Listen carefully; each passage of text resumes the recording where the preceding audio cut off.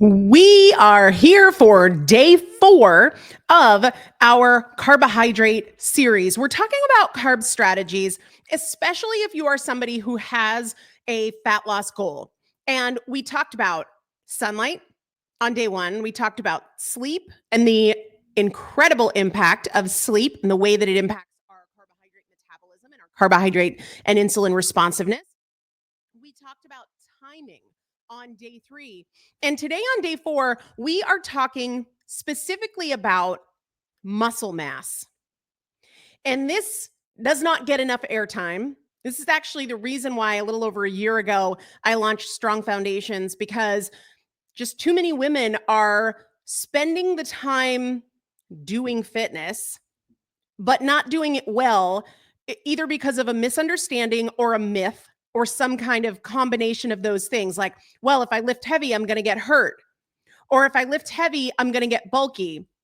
And the truth is, whether we're lifting heavy or not, we want to move well for the sake of safety. But the truth is, when I hear things like, my doctor told me not to squat, I always ask the question, how did your doctor suggest that you use the bathroom from now on? Because every time you get down on the toilet and up from the toilet, what do we call that? That is a squat.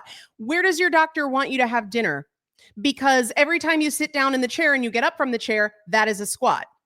So we need to get strong in that movement pattern. Even when we have limitations, we need to get strong in that movement pattern. It can be assisted, it can be partial, but we can't just not do it and then ignore the fact that that is part of everyday life. Same thing with deadlifts. How does your doctor suggest that you pick up your groceries off the ground if they say deadlifts aren't good for your back? We need to get strong in that movement pattern. Now I'm off on a tangent. Let's get back to what we're focused on today. And we're really looking at the way that muscle functions as a carbohydrate handling component of our bodies. Muscle is not so much, from a metabolic standpoint, about how you look. It's about what it does for your metabolism.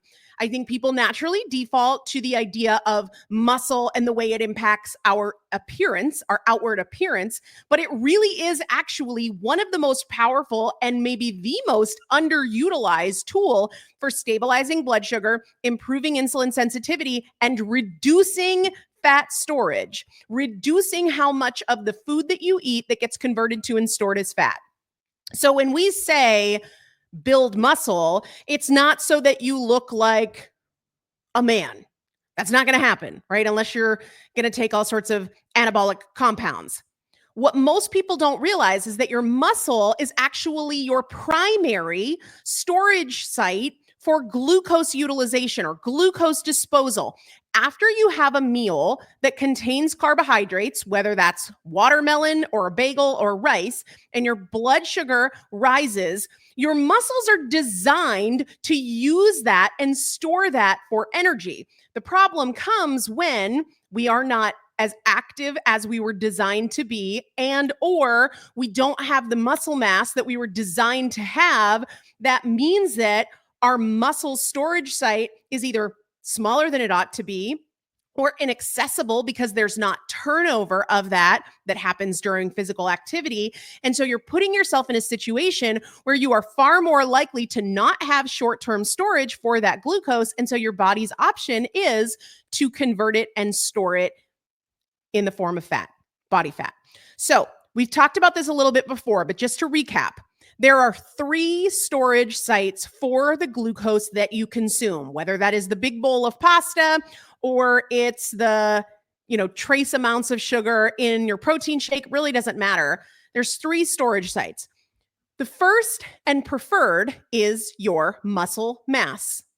That is limited storage based on the amount of muscle mass that you have and the room that's in there. So if you're not regularly turning that over, clearing that out through activity, all full, next, no more space here. We'll talk more about that in a minute. The second storage site is your liver, and that too is very limited.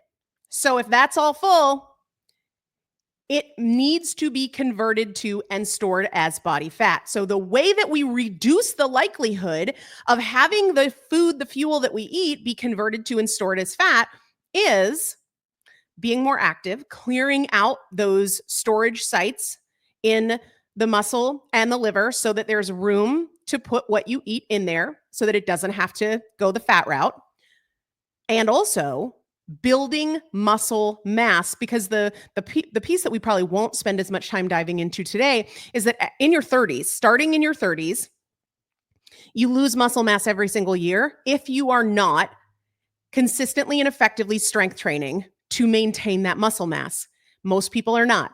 Maybe they're strength training, but they're not strength training consistently. Maybe they're strength training, but they're not strength training effectively. So they're using the little pink weights, or maybe they're exercising, but they're not exercising in a way that maintains and preserves that muscle mass, or they're just not exercising at all, or some combination in and out of all of those things, losing muscle mass every single year, which means you could be eating the exact same way and you're increasing the amount of what you eat that is converted to and stored as fat just because you're losing muscle every year beginning in your 30s.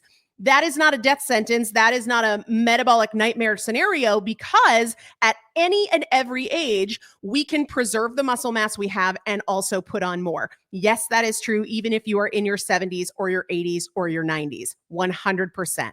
Okay. Let's talk about this in a little bit more detail. So I said that muscle is your body's largest storage site for glucose. After you eat a meal, blood sugar goes up. Your muscles are designed to take that and use it for energy. Up to 80% of the glucose in your bloodstream after a meal can be used by your skeletal muscle. That's not necessarily the case, because you might have had more carbs than you have storage for. You might be less active. You might not have much muscle mass. There's lots of factors there. But the more muscle you have, the more glucose you can handle without converting it to and storing it as fat. So it's not just about having muscle. It's about using the muscles that you have. When you exercise, you deplete stored glycogen. That's the storage form of glucose in the muscle tissue, which essentially makes more room. I like to think of it as a sponge, like a kitchen sponge, right?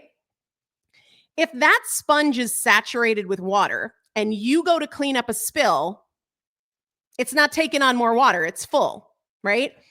That is the situation when our muscle storage is full and the sponge has not been wrung out. We have not worked through that stored glycogen through activity, or maybe through fasting, but the most consistent way to do it is through activity. And so when glucose hits the bloodstream after our next meal, muscle's like, yeah, we're a saturated sponge, man. We don't have any more space. And the same thing can happen with the liver. No more space. And so this is why it feels like some people can eat anything and everything and they never seem to put on weight, but you smell a bagel and your pants are tight, right?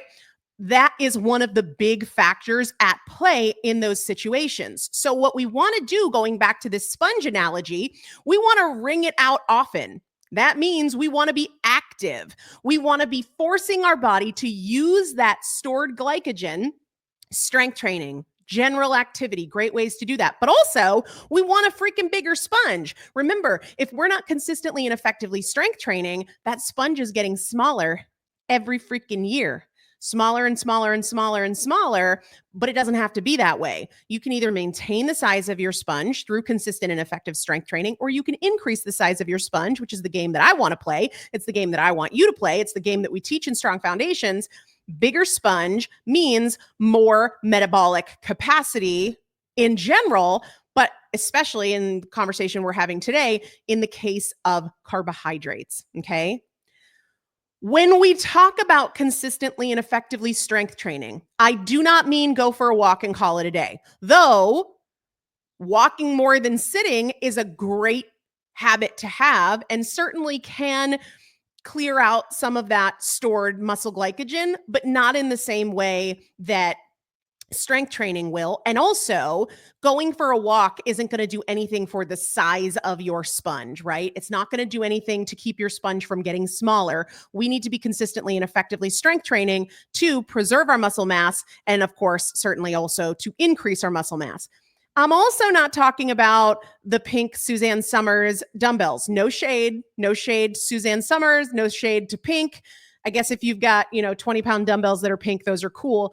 But I remember growing up watching my mom's strength training, and she could have done 100 reps, right? She could have just sat here all day long. Yep, I'm doing it, but no strain, and therefore no gain of muscle. And I don't mean weight, I mean muscle. No gain of metabolic capacity, muscular machinery. So if you want to consistently and effectively strength train, you've got to be using weights that are challenging to you. And to simplify this, we go into a lot of details in Strong Foundations, which we're not really talking about today, but you can message me if you have questions about it. Generally speaking, we're talking about where a rep range more than 8 to 12 would be like, no, nope. I don't have 9 reps. I don't have 13 reps, right? That was really hard. I was having to really put maximum power and exertion into that 8th rep or into that 12th rep. So if you feel like you could go for 15 or 20, it's time to increase the weight. Now, I'm not going to go on a tangent about moving safely, but of course that goes without saying. You want to move well. And that is true even without weight. You want to be getting up and down off the toilet, moving well with good, proper movement mechanics. You want to be picking up your groceries off the floor with good, proper movement mechanics. And I think it's absolutely worth investing in somebody who can teach you those if you currently feel like, I don't know what that means. All right. Movement is great, but it's not necessarily the stimulus required for maintaining or ideally building your muscle mass. You need progressive overload. That basically means we are over time increasing the tension we're putting our muscles under, right? You want to be working hard, not hardly working. Lifting heavy is relative, all right? So I'm not saying you need to be throwing around 40-pound dumbbells, and at the same time, 40-pound dumbbells might be nothing. Heavy to me is very different than heavy to my mom is very different than heavy to my 2-year-olds. Okay. So heavy is relative. That does not mean you have a barbell across your back. In some movements, you might find that a 5-pound dumbbell is heavy. If we're talking about a tricep kickback, that might be heavy for you. That's okay. Heavy is relative. Heavy is relative to you and your current strength and stamina. It is not relative to what you're seeing somebody else doing. Okay. That is very, very important to keep in mind. There was a study published in the Journal of Applied Physiology, and it showed that just 10 days of resistance training demonstrated a dramatic improvement in insulin sensitivity, up to 25%, even if no weight was lost. And the reason for that, to get a little geeky with you, is that inside your muscle tissue are these transporters called GLUT4 transporters. Think of these as like carbohydrate absorption activators. These help get the glucose into the cells in your muscle.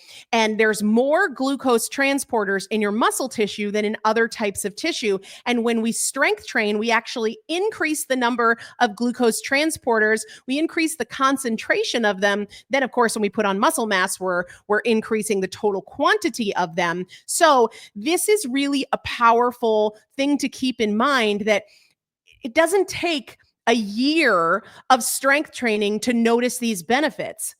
One workout can help you turn over those carb stores in your muscle mass, like wringing out the sponge.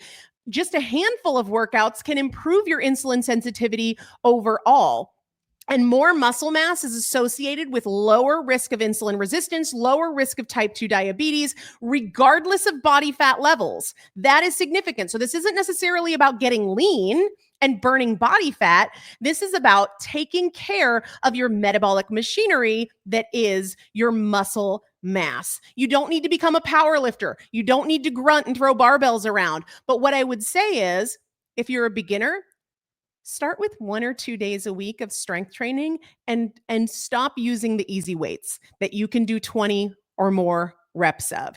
If you need to learn good movement mechanics, invest in that. This is an investment in your health and longevity. This is an investment in you. So don't dismiss it because of the dollars, avoiding the cost of losing muscle mass and losing metabolic powerhouse capacity over time.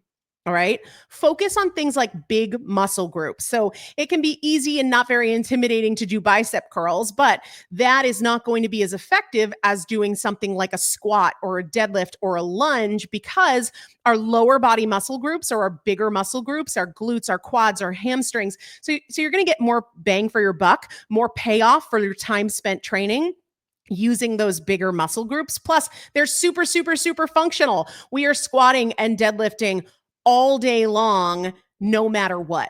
So I hope this was helpful. Remember, I'm going to do a live to address this 5-part series. If you've got questions, if there's something you want me to go into more deeply, let me know. You can comment here, even if you're catching the recording. You can send me a message, send me an email, find me on Instagram at Elizabeth Benton.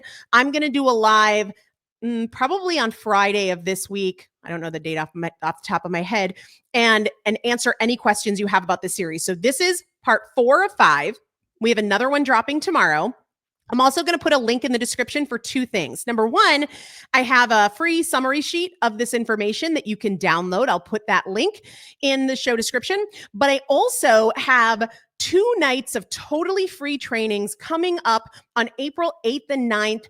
2 different trainings on back-to-back nights. I don't want you to miss it. This is so important. Guys, there are many of us who know what to do, but we aren't consistently doing it. And we have this huge body of knowledge, but we do not have the experience of transformation, of change, of consistency. And I want to help you change that so that this isn't another quarter, another year where you have these big goals and you fail to execute them. So that's probably the most important thing you're going to find in the description. Go ahead and grab that, register to sign up. It's totally free. And when you register, you're automatically registered for both nights, April 8th and April 9th. If you've got any questions, let me know. Join me tomorrow for day 5. If you've missed days 1, 2, or 3, check them out. They're all here on YouTube. I'm excited to do the live Q&A, so let me know what questions you have, and I'll see you next week for those free trainings.